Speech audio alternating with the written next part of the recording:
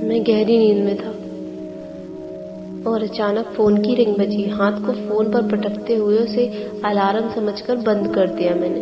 एक बार, दो बार लगातार। जब पांचवी बार फोन बजा तो देखा उसका फोन था।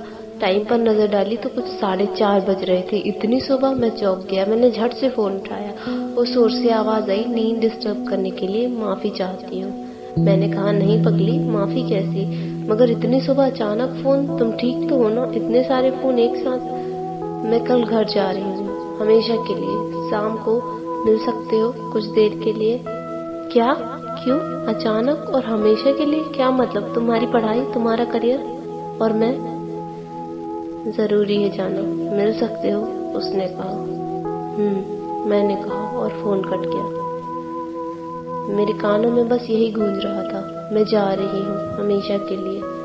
मैं खामोश हो चुका था, मगर खामोशी सिर्फ बाहर थी। अंदर तो हजारों सवालों का शोर गूंज रहा था। स्तब्ध होकर मैं वहीं जमीन पर बैठ गया। गला सूख चुका था और पलकें पूरी तरीके से भीगी हुई थी। शाम तक का इंतजार करना ऐसा लग रहा था मानो उम्र कैद की सजा सुना दी गई हो। उससे मैं 2 साल पहले कॉलेज में टकराया था। वेरिफिकेशन कराने के लिए पेन मांगने आई थी मेरे पास। मेरी आंखों में और दिल में उस रोज ही बसर कर चुकी थी वो। दूसरी मुलाकात कॉलेज में ही हुई थी। वो हमेशा पहली सीट पकड़कर बैठा करती थी और मैं ठीक उसके पीछे।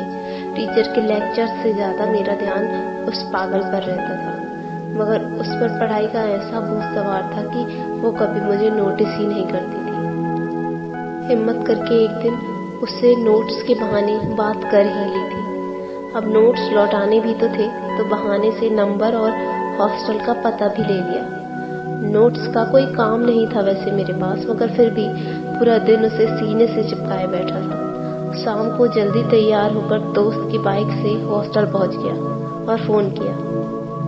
हाँ, मैं बस 5 मिनट में आती हूँ, उसने कहा।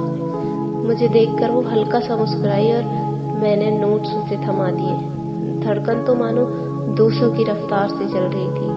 जून के महीने में शाम के 5 बजे की धूप तो पता ही होगी, मगर यहाँ मेरा शरीर बर्फ सा ठंडा हो चुका था। तभी उसने कहा, तुम्हें तो नोट्स की बहुत जरूरत होगी ना?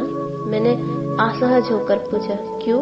क्या मतलब? हाँ, क्लास में तो पूरा ध्यान मुझ पर ही रहता है, कहकर वो जोर से हंसने लगी। मेरे चेहरे पर बेचैनी और दिल में खुशी का गुबार फूट रहा था। मतलब तुमने नोटिस किया है? जी हाँ, मगर जनाब तो कुछ बोलते ही ना थे, तो भला मैं क्या बोलती? मौका पाकर मैंने भी पूछ लिया, चाय पीने चले? उसने कहा, जरूर। वो मेरी बाइक पर बैठ गई और हम निकल पड़े।